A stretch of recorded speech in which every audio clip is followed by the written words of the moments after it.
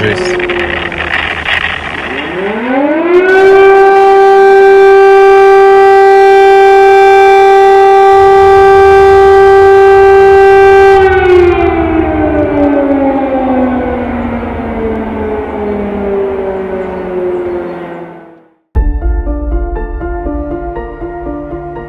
Apsisprendžiau padėti tada, kada prasidėjo pirmieji veiksmai karo.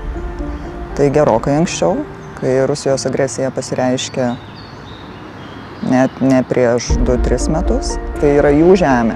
Ukrainiečiam yra beprotiškai svarbus žemės lopinys, kuris priklauso jam, priklauso jo protėviam. Nereikia žmonių teisti, kad jie lieka ten, tose pavojingose teritorijose. Tai yra jų būdas pasakyti, jų būdas kovoti, jų būdas išreikšti tai, kad orke, tu kojos čia neįkelsi.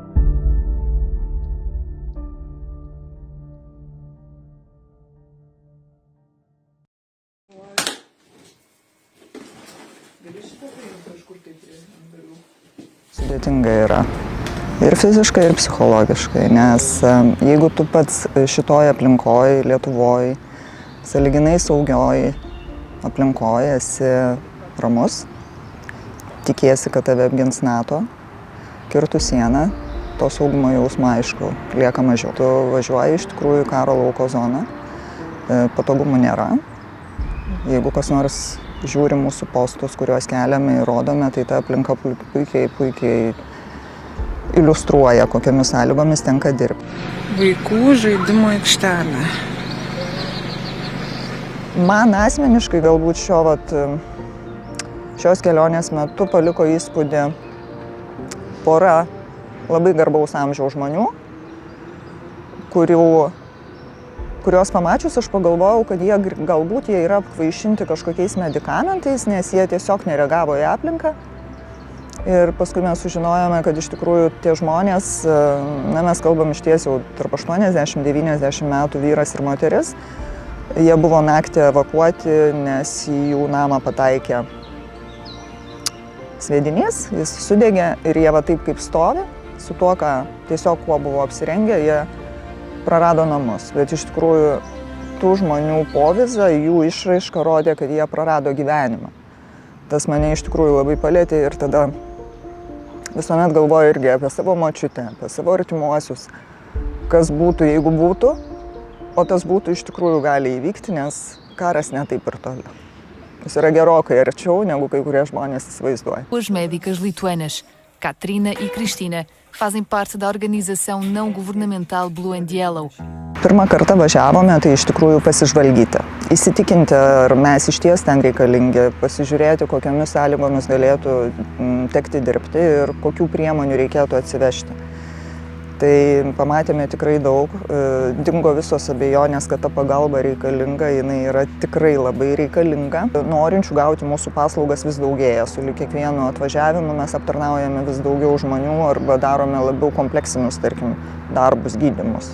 Vėlgi tas kompleksiškumas jis yra labai ribotas, nes tikrai nedarysime endodontinio gydymo. Kol kas tikrai negalime pasiūlyti protezavimo, nors žmonių lūkesčiai labai yra tokie.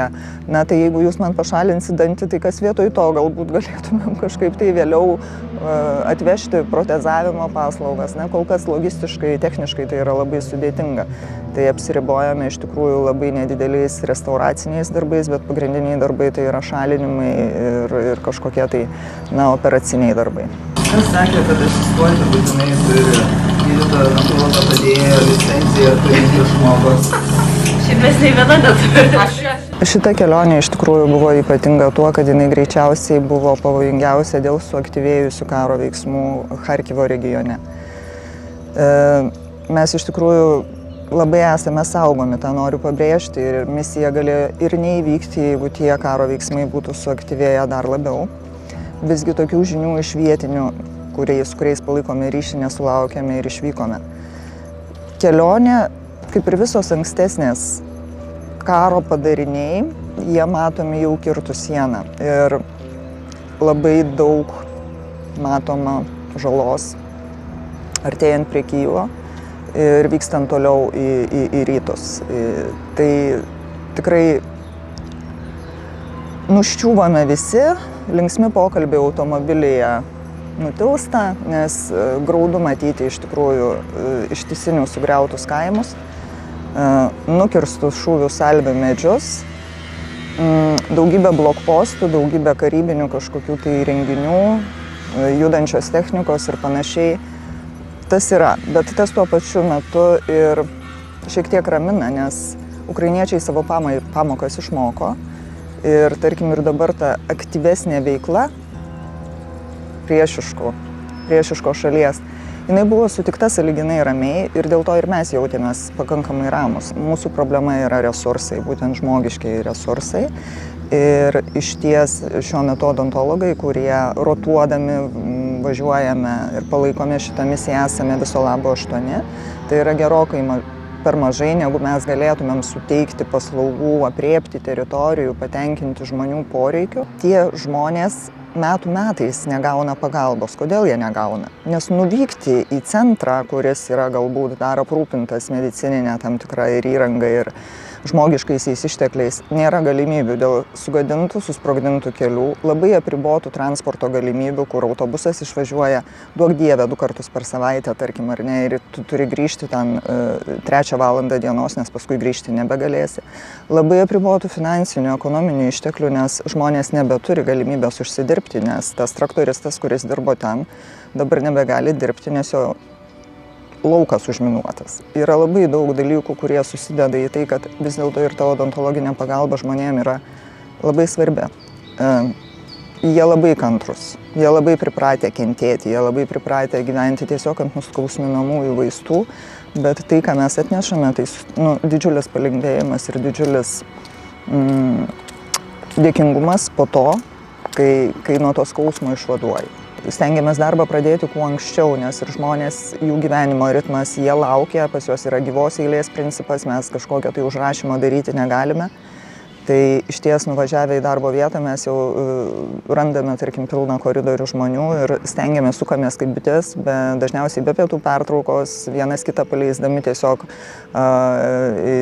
nueiti atsigerti kažko tai, nugarą ištiesinti ir panašiai. Dirbame dviese. Taip mes dirbame, kol aptarnaujame iki paskutinio paciento ir tai gali būti ir labai vėlus vakaras, tai gali būti ir šiek tiek ankstyvesnė popietė, tiek kiek yra žmonių, tiek mes ir dirbame. Tada mes susikrauname visus savo daiktelius, visą savo mantą, visus instrumentus į autobusiuką, kurį mums išskyrė irgi Blue Yellow, keliaujame į savo apsigyvendinimo vietą ir prasideda antras etapas, tai yra pasiruošti kitai darbo dienai ir susitvarkyti, dekontaminuoti, dezinfekuoti, išsisterilizuoti visus instrumentus, jų paprastai sunaudojame labai daug, tai tų ciklų yra nemažai, užtrunkam tikrai iki vėlaus vakaro, žinau, kad kita komanda netgi kėlėsi pakaitom naktimis, kad autoklavą pakrautų naujam reisui. Tai ir iš ryto vėlgi lygiai tas pats. Šios misijos metu mes pervažiavome iš Charkivo regiono į naują aptarnaujamą teritoriją, tai yra Chersoną. Tai kas žino žemėlapį, tai mato, kad ten yra geras gabalas kelio išties visos dienos ir panašiai.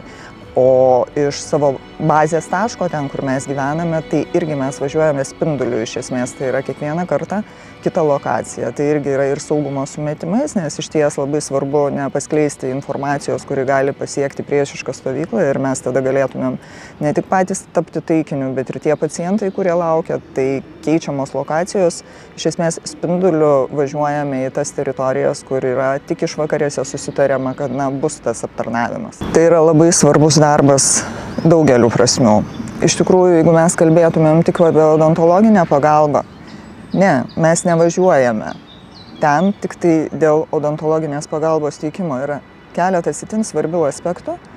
Tai yra parodyti tiem žmonėm, parodyti tai tautai, kad mes esame su jais. Ir kitas aspektas, kur, manau, tikrai neturėtumėm pamiršti, važiuodama ten aš mokausi. Aš išmokau labai daug. Man yra svarbu žinoti, ką aš darysiu ir kaip aš darysiu, jeigu mano šalyje atsitiks tas pats. Nes tų veiksmų, tų padarinių, kontrolė, valdymas, tai yra nuolatinės žinios, kurių aš čia negaunu ir negausiu. Aš galiu gauti tik ten, aš galiu jas parsivežti. Tai iš tikrųjų važiuoti kviečiu tam, kad mes pamatytumėm tą kitą realybę, kuri gali ištikti ir mus. Pagrindinius aspektus išdėsto Blue Yellow Medical grupės lyderiai, mūsų mentoriai, tai yra Skirmantas Krunkaitis ir Vaiva Jankienė. Jie yra pradininkai tos misijos, jie turi ir šiek tiek karinio išsilavinimo ir jie suteikia mums bazinių žinių, kaip ir ką daryti, jeigu ištiktų nelaimė. Kažkokio specifinio pasiruošimo nėra, reikia tiesiog sveiko proto ir odontologinių žinių, kuriomis galėtumėm padėti tiem žmonėm jau grinai mūsų specializacijai. Jeigu norėtumėte keliauti, rašykite, prašau, Skirmantui Krunkaičiui, Vaivai Jankieniai, Kotrynai Raudytei, mūsų kolegijai odontologai taip pat, arba tiesiog man.